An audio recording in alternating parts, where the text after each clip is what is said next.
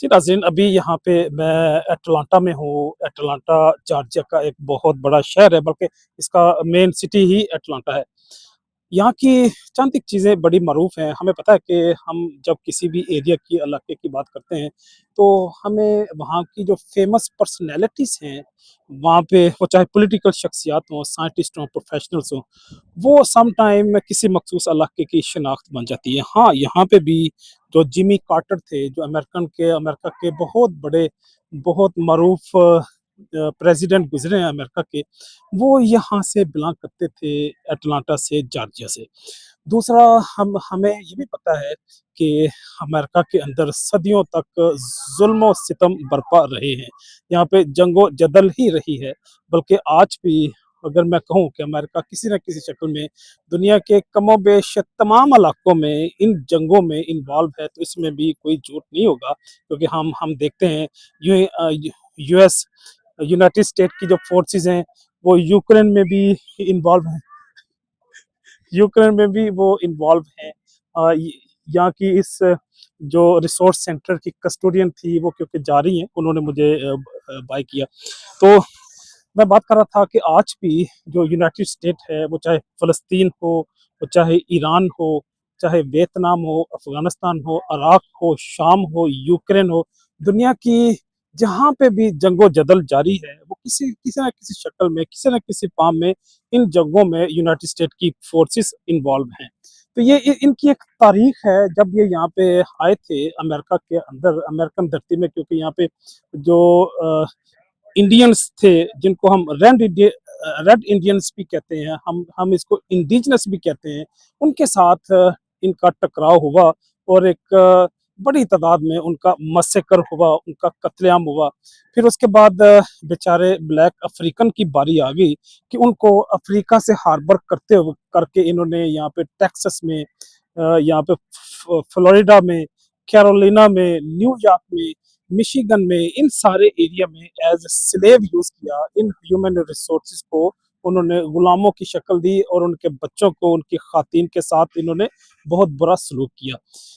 Abraham Lincoln के दौर में अगरचा वो खत्म तो हो गया, इन्हें सिविल राइट्स तो मिल गए, लेकिन आज भी ये गुलामी किसी न किसी शक्ल में मौजूद है।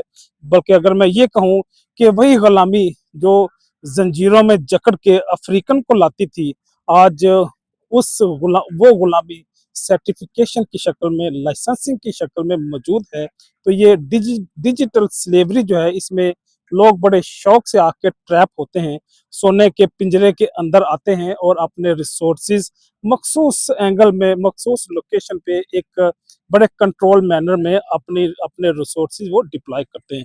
तो गोया गुलामी हमेशा इस दुनिया में, इस कायनात में इंसानों के गले में किसी न किसी अंदाज में, किसी न किसी शक्ल में मौजूद रही है, जिसका अगर कुछ सलूशन है, तो अल्लाह ने क़यामत तक के लिए ला इलाहा इल्लल्लाह की शक्ल में पूरी इंसानियत को दे दिया कि जब हम इस कलमे को पढ़ लेते हैं, तो फिर हम दुनिया की सारी जाली खुदाइयों का इनकार कर देते हैं। वो चाहे हमारा एम्प्लॉयर हो, वो चाहे फैमिली की, कबीले की, नस्ल की कोई तअस्सुब हो, वो चाहे हमारी लोकल फेडरल गवर्नमेंट हो, किसी का भी हुक्म अगर कुरान से, इस्लाम से, हदीस से टकराता है, तो हम उसको अलग करके हम सिर्फ अल्लाह और उसके रसूल को पकड़ लेते हैं।